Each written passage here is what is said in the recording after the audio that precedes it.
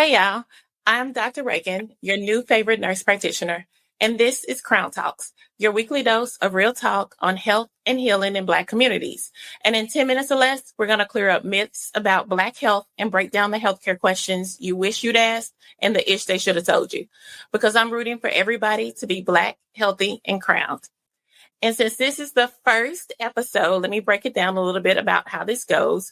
We're going to start with the rundown with Reagan, and that's going to be either with guests or me just giving you some information or answering questions from your chats or comments that I get. If we have guests, the bios will be in the episode description so that I can keep the episodes on time. We're shooting for 10 minutes. We'll see. Episodes are going to be short, soulful, but always smart. And I may give you a clinic chronicle every now and again. So let's get straight into it. Did you know that of all the women living with HIV, 50% are Black? So it didn't surprise me at all when Tamar said that she was on PrEP. But that interview kind of caused a bit of commotion on Beyonce's internet. Then my friend sent me another video. It's from about a year ago, but it's a guy in Memphis, shout out Memphis, discussing the top 10 states with the highest rates of HIV. Shout out Memphis. But both of those were kind of great at starting a conversation and getting folks talking about, making healthy choices, preventing HIV. But the episodes did not get everything right. Okay, so today's guests are Krista Thayer, who's a community advocate and HIV and PrEP specialist, and Andrea Moore is a sex therapist with a focus in HIV prevention. Happy to have you both. Let's jump right into the rundown. So either one of you can jump in and answer. What's one myth you want to bust right now? Can be HIV, PrEP, or both. No, that PrEP is for everyone. There's so many misconceptions about who PrEP is for. A lot of the commercials just show same-sex couples or transgender identifying people. But PrEP is for anybody who is HIV negative and sexually active. Period. Yes. Period. End of discussion. White, Black, Latino, it does not matter.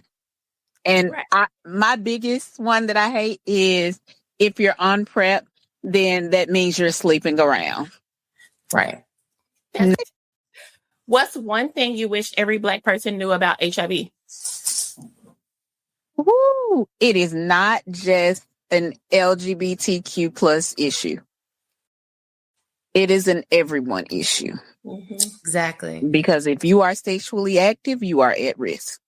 And Black people need to know that we are a highly impacted population when it comes to HIV, just like everything else, blood pressure, hypertension, diabetes, because poverty is the way it is and history is the way it is. Barriers to care for us are much higher.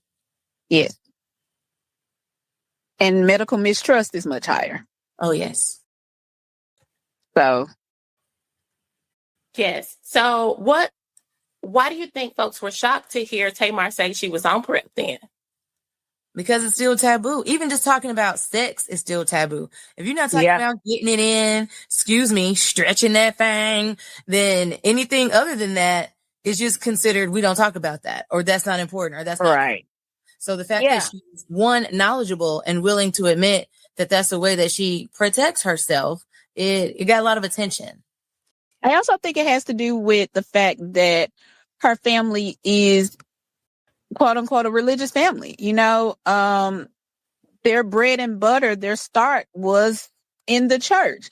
And I feel like people see, especially people who feel like they're religious, they're in the church, feel like that using modern medicine sometimes to protect themselves is like a slap in the face of God. And that is so not true. Like, he gave us this knowledge for a reason. Let's use it. Let's use it. Amen. So you talked about Black people being more vulnerable to HIVs across the board. What makes Black women so vulnerable? We have got to be the most trusting people ever. Like, we will see somebody steal something and still give them $10 and trust them with it like they not gonna take it and run off with that 10. I don't know why. I think I don't know. It's our mothering nature. I don't know what it is, but we trust the whole world when we should be trusting ourselves only. Going back to the trust, talking about men on the down low, because that's everywhere, right? There are women who know they're sleeping with the man who is a man who has sex with men, or MSM, and there are women who don't know. I'm not saying anyone is at a higher risk or at a lower risk, but I'm just saying that lack of information added with that trust makes for a lot of instances where you are not protecting yourself. Yeah. Mm-hmm. I think it's a lot of stigma around it too, because I think there are a lot of people who are completely comfortable. There are a lot of women who are completely comfortable with having a partner that's openly bisexual, right? So it's all a part in protecting yourself. So what's your prescription for protecting yourself? Condoms, PrEP, both, something else? Getting tested. Please get tested. Get Please know your tested. status. Right. In that order. Get tested. Get on PrEP and use condoms every time, not just sometimes. In How that often order. should you be getting tested? Every 3 months. Every 3 months. Look, come on, Andrea. Every 3 months. Once every Not 3 months, actually- especially if you're active. Yes, every 3 months. Let's stop sugarcoating it. Every 3 months. Go with your partner. Go with your partner. It adds trust. And when you have that trust, the play is even more fun. Yes. And you're not worried. Condoms every time? Every single time. There is no reason why you should not be using condoms. Condoms are fun. There are so many different condoms on the market now. Like, there is no way anybody should be saying they cannot have sex with condoms because it is not fun. Like, they got condoms that'll put tattoos on you. They got rib condoms. They got condoms with studs. Like, there is a condom for every fetish out there. They got glow in the dark condoms. Like, no reason. Speaking of that, the video from the guy from Memphis said there's a condom that will change colors if you got HIV or STI. Is that true? So it was being piloted. I don't know if it's actually on the market. I think he may have gotten wind of something that is a possibility, but as experts, I will tell you, getting tested is best, not a color changing condom. And I don't want to hear, I can't feel it. You wear a condom that's regular size and stop with them magnums because you heard it in a song, you'll feel everything you're supposed to feel. Exactly. Honesty. So, yes, the condoms were piloted back in 2015. They never made it to market, so they ain't even out no way. Okay, so do you need a prescription for PrEP? You do. Yes, you do. You can get an appointment. Look up, I'm going to send you the link, Dr. Johnson, so you can share that with your viewers. PrEP is low to no cost with insurance or without insurance. And it's good to have a prescription because that means you're seeing your provider. Yes. Does taking PrEP mean you have HIV? No. You cannot. The only reason why you are taking PrEP is because you have tested HIV negative. Okay. So back to the video, I'm from Memphis too, so I know the language of Memphis. He said a lot like, they got that itch, they got that itch. How can we kind of change that language to reduce stigma? Oh my God. So many different ways, right? Because we done heard it all. Yeah. Went to the Day Reporting Center. Shout out to the Reporting Center. Yes, shout out. Those are people who are formerly incarcerated. They did their time. Now they're learning skills so they can really enjoy being in society again. And they let us know that on the inside, they call it the package. And we were like, don't you do that. You know how stigmatizing that is? So the best way to say someone is living with HIV is just like that. People living with HIV. Mm-hmm. The end. The end. Tamar said that there was PrEP for the other sexually transmitted infections. Let's kind of clear that up right quick. I think she's referring to Doxy-Pep. Yeah.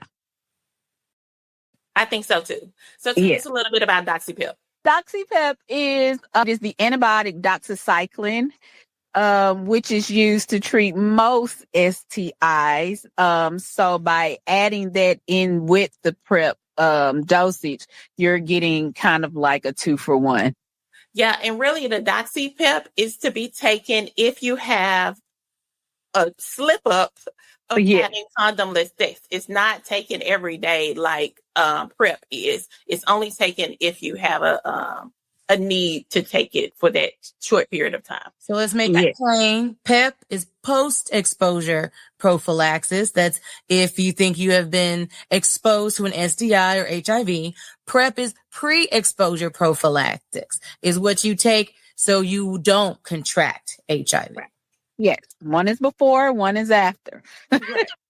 Kind of like the morning after pill. You don't want any babies, then you don't want any other things. Exactly. So thank you so much for joining me today and sharing your voice and knowledge. We're a little bit over time, but I think we're good. So before we close out, for anyone listening who wants to talk to their partner about HIV or PrEP, but doesn't know how to start, what's one thing they need to know, say, or remember? Oh, knowing your status is key.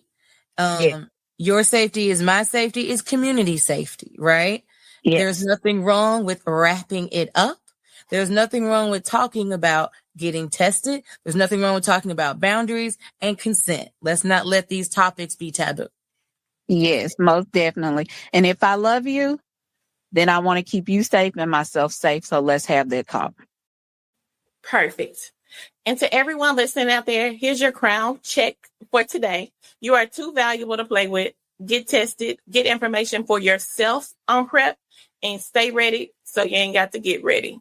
This has been your host again with Crown Talks. If you love this, follow Cover Your Crown, share it with somebody else that needs to hear it, and subscribe to Crown Talks wherever you get your podcast medicine. Crown secured.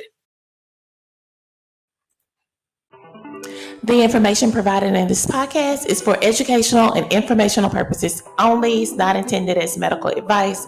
Views of guests and hosts are their own and do not reflect any other positions or affiliated organizations. See you next time.